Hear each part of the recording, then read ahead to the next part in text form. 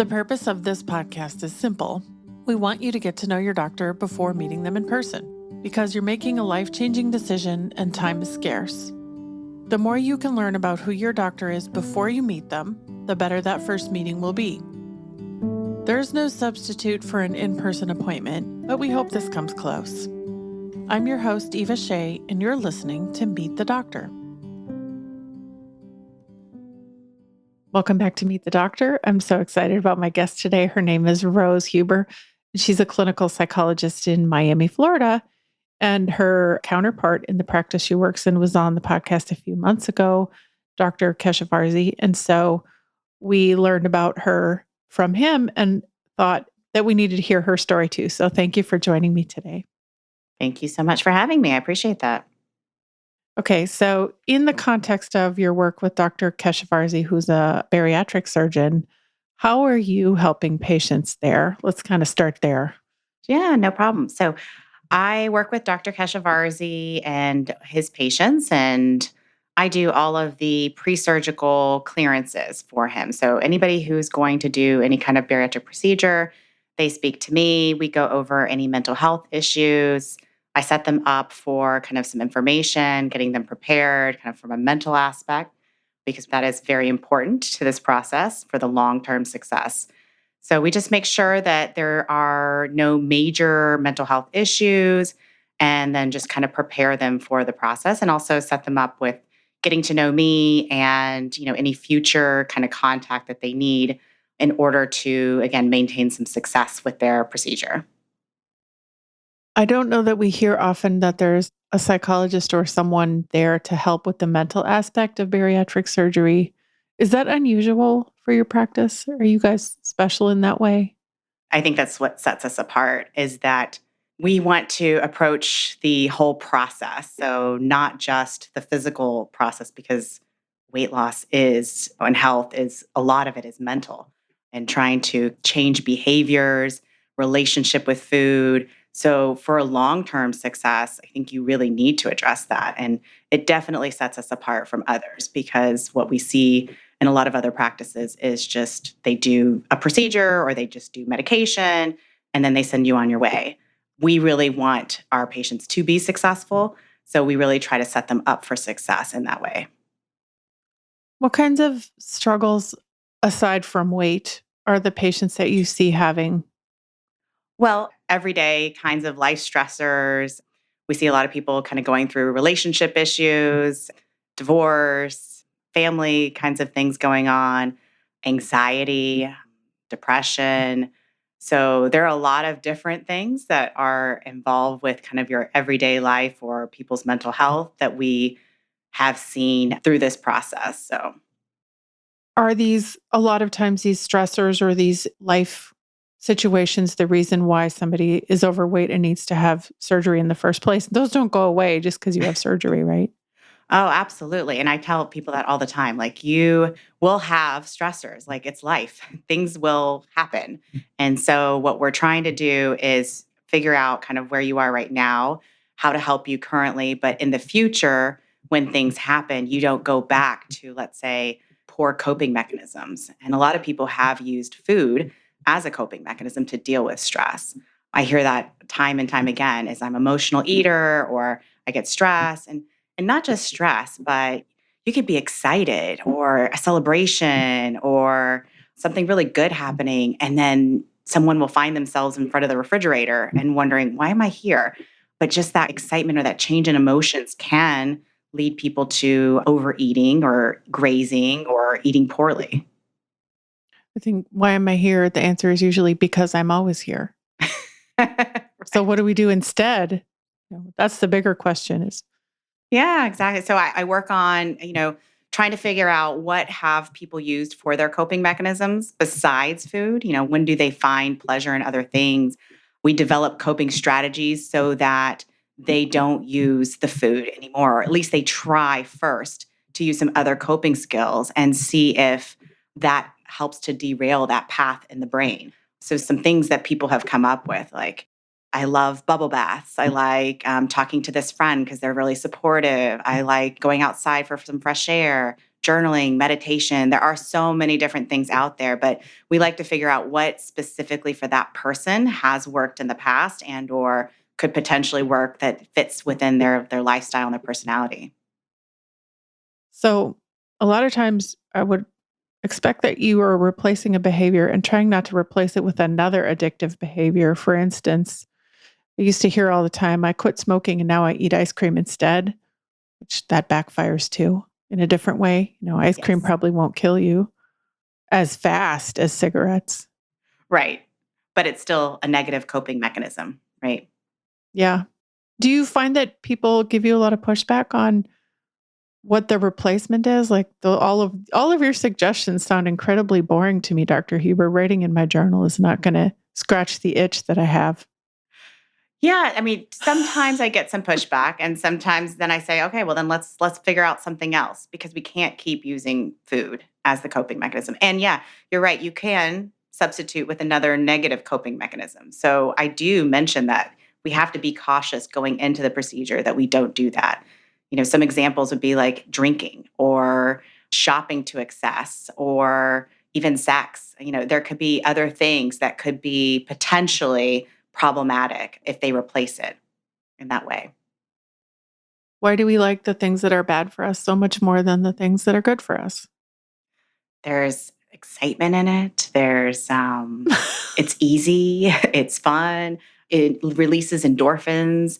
So it's a pretty strong connection in the brain. And so we have to change that connection completely. So I have a client that would tell me the other day, like, you'll be so proud of me. Instead of snacking on some chips, I went for some carrots. And I'll say, that's great. It's a healthier option. However, you're still connecting. I'm stressed, therefore I need to eat or I need to munch. And I would rather you do something else because eventually you're going to get tired of the carrots or you're going to run out of the carrots and you're going to go back to the chips because that connection is still very strong in the brain.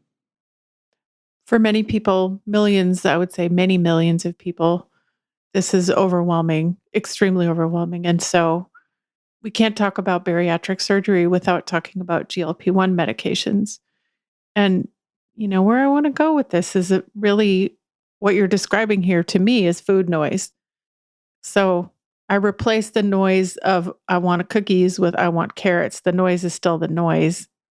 How have you seen the medications actually change behaviors for people who have struggled like this for so long? Yeah, I do hear a lot that the medication does help kind of calm the noise and that it frees them to do other things or enjoy other things and to not have to have that noise so loud. And so I think that it can be very helpful. I only worry that if they stop using it or they run out of it, what then happens? Like, have they developed those coping mechanisms that are positive that they're able to maintain? So it's really trying to strengthen more of the positive coping mechanisms and dealing with their stressors kind of on an everyday basis and not letting things build up. Are the medications part of the practice that you're in? Are they, just a tool in the toolbox? It's one of the tools that we have that we offer. And again, we talk about like the pros and the cons to it and just making sure that they understand fully kind of what they're getting themselves into when they start with this. If you stay on it, I think that it does tend to keep going, keep working, but you really do have to make those behavior changes. You have to make those positive coping skills in there in your repertoire of things to use. If you sort of zoom out from all the people that you see, is there like a profile of someone who's set up to be successful? What does that kind of look like? Yeah, so we have found actually a lot of research that we've done, and I usually mention this in our kind of initial meeting with people, is that what we see is that people who have a lot of information, a lot of knowledge, they've really done the research, they've started to kind of gear up towards this mental change, this lifestyle change versus just like a diet or a fad, then they are going to be more successful. If they have support, that's also another huge indicator for long term success if they've already started on their weight loss journey and or they've been successful in the past, that's also another indicator for long-term success. It's the people that they just come in and they're looking for that quick fix and they think it's a magic wand and everything will be great and they don't have to make those changes or put the effort or energy into it. They tend to not be so successful in it. Have you ever seen this phenomenon where you get married and then all of a sudden over a period of years, you end up weighing the same? The husband and the wife are basically the same size because you eat the same food all the time? Well, yeah, and the same lifestyle, the same interests. Yeah. Exactly. And so something that you're talking about is something I talk about with our clients too, is that relationships can change and do often change. And so the best thing to do is to bring their partner with them and get them on board because where they used to bond over going out to a restaurant or trying some food together, it's going to be different. And so if you can go for a walk together, go to the park together, go to the gym together, then that makes for a more successful long-term result with the relationship, but also for the weight loss too. Yeah. You have to find activities you both like. And when you have kids and you have a busy kid life, then finding time for activities together, it's a lot of work. This is a big change. It is. It is. You've got to figure out how to set yourself up for success as much as you can. So you're going to take the kids to their practice. See if maybe your partner can come with you and you can walk around the field while they're practicing, or go to the gym during that time, or find ways to set yourself up for success. But it is difficult, absolutely. hmm So, in your capacity in the practice, you see people to clear them for surgery. Do you also see people long term on regular schedules, like every week or every other week? I do. I do. And actually, they tend to be more successful as well, the ones that really keep up. I bet. And they know that they need to put the effort into the emotional and behavioral changes. So, absolutely, I see them. And not everybody, because not everybody has the time or the desire. So, it's really at their discretion of what they can do. But yes, I highly recommend it because I see just better long term results with it. How did you end up here with it's clear you have a heart for people who are going through this. How did you get here? Yeah, that's a great question. So, I originally was interested in forensic psychology and I went to grad school in Texas in San Antonio and I had the option to take a intro to behavioral health psychology course. And I thought that sounded interesting and I've always been into health and those things and I took that course and I remember learning about BMI. And so I said, well, let me check out my BMI. And so I did, and I found that I was considered obese. And I remember just being like, me, obese? And so I decided to make some major changes. And I actually lost quite substantial weight, diet and exercise, and was just really on it. So I loved that aspect of health. I ended up doing an internship with the VA in their MOVE program, which is all about like helping veterans with weight loss and maintaining weight loss, and then started doing surgical evaluations. And again, I at first was not a believer in it until I saw the after effects and then go, okay, this is pretty amazing. Mhm. And so I just continued and we continued to do this and then met Dr. Keshavarzi and just had this great synergy to create this program together that really addressed both the physical aspect as well as the mental aspect. So are you there full time or do you see patients anywhere else? Yeah, so I have my own practice. And so I see, actually, I do pre surgical evaluations for a lot of different surgeons in Florida as well as Texas. And I have my own clients too who don't necessarily have the weight issues. There are other issues that they're working through. So it's called SoMi Psychology. But I do predominantly work with all of Dr. Keshavarzi's clients. It's important work. Do you live in both Texas and Florida? Or do you go back and forth or are you just mostly in Florida now? No, I'm Miami, Florida, but I do a lot of Mhm. telehealth. Actually, predominant, I think Yeah. maybe 99% of my work is telehealth. Mhm. So I meet just like this over the camera and we talk. And I have clients in Texas and I have clients in Florida. And I just happen to have my license from Texas because that's where I did my training and kind of started out. I hope you have a standing desk.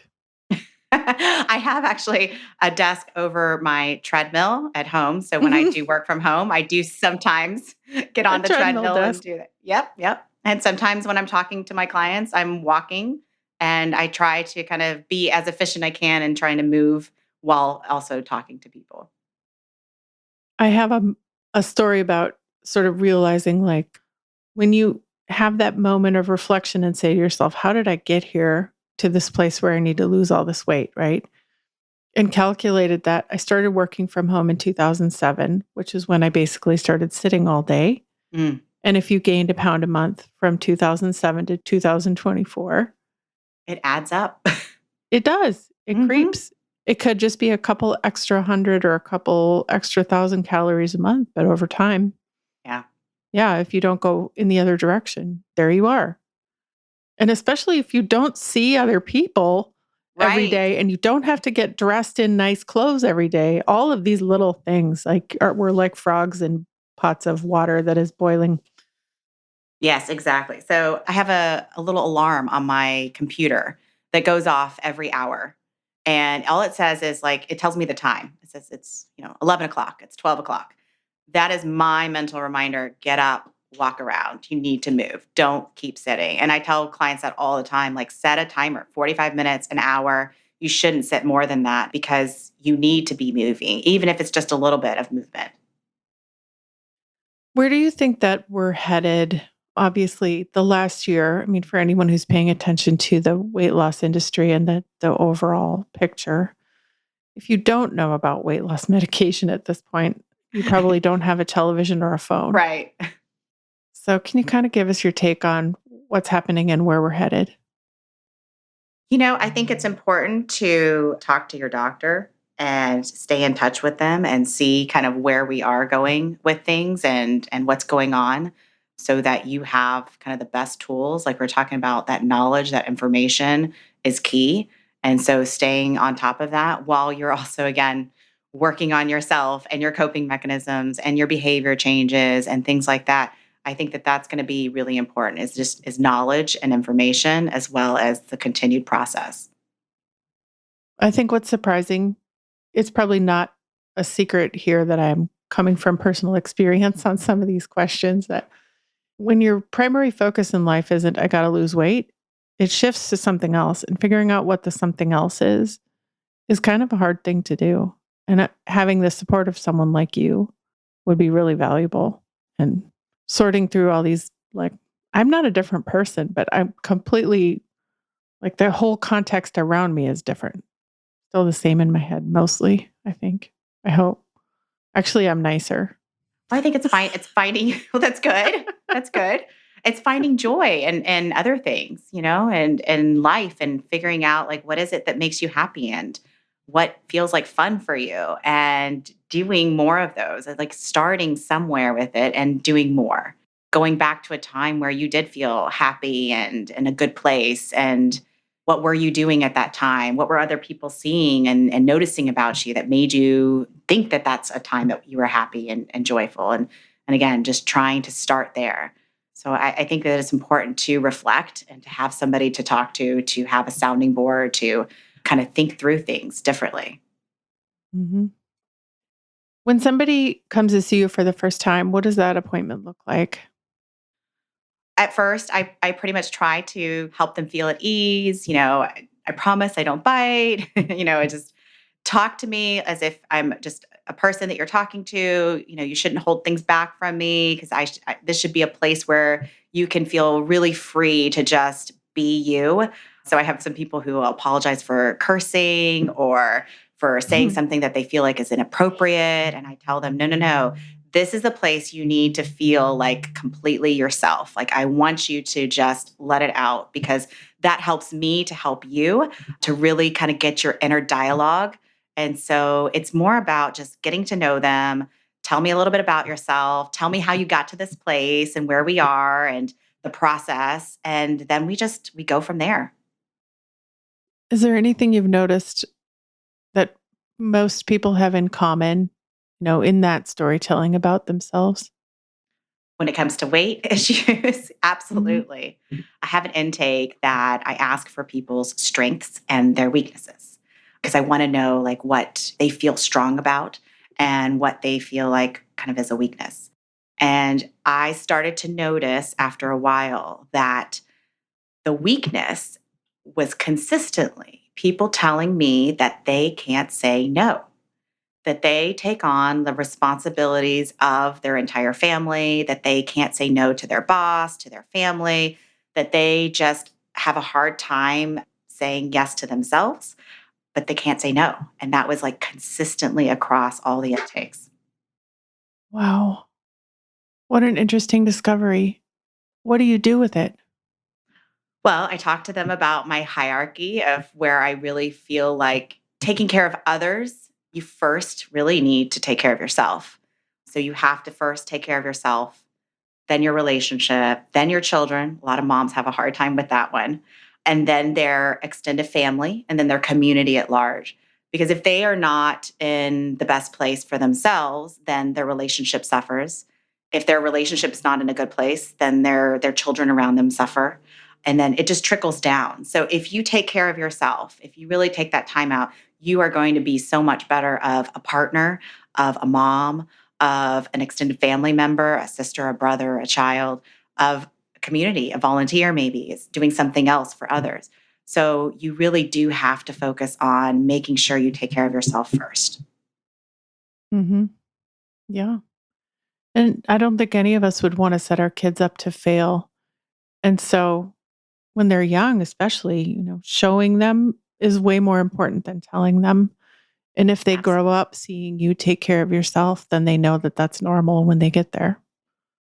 Yes, Yeah. exactly. Exactly. You are their biggest role model, and kids soak up everything. So when they see you do things, even say things, they will take that on. They plant that and then they use it later on in life. And so you want that inner voice, you want the seeds to be positive.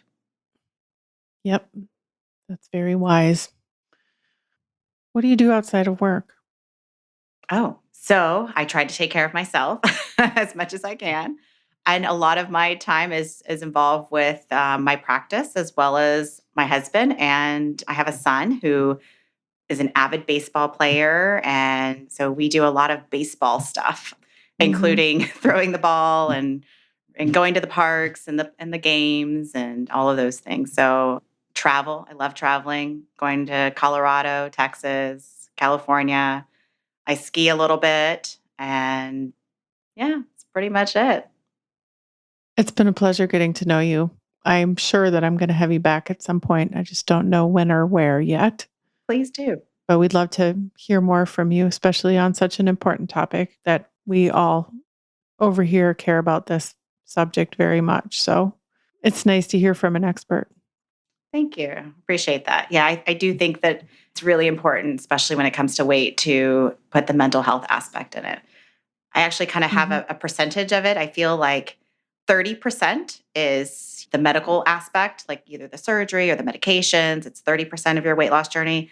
And 70% is up here, is behavioral Mhm. changes, the emotional connection with food, the things you need to change in order to continue the weight loss. Because the medical aspect will give you some weight loss, whatever it is that you do. But if you don't change the mindset and your approach, then it's not going to be, again, long term or as much as you would like it to be. Nobody wants to gain it back. No, So no. if someone's listening today and they want to reach out to schedule with you or just find out more, where should they look? SoMiPsychology.com is my website, and or they could call Dr. Keshavarzi's office, MiamiVIPsurgery.com. So either one. We'll put those in the show notes. Thank you so much, Dr. Huber. Thank you. Thank you. I appreciate it. Thanks for having me on. If you're considering making an appointment or are on your way to meet this doctor, be sure to let them know you heard them on the Meet the Doctor podcast. Check the show notes for links, including the doctor's website and Instagram, to learn more. Are you a doctor or do you know a doctor who'd like to be on the Meet the Doctor podcast? Book your free recording session at meetthedoctorpodcast.com.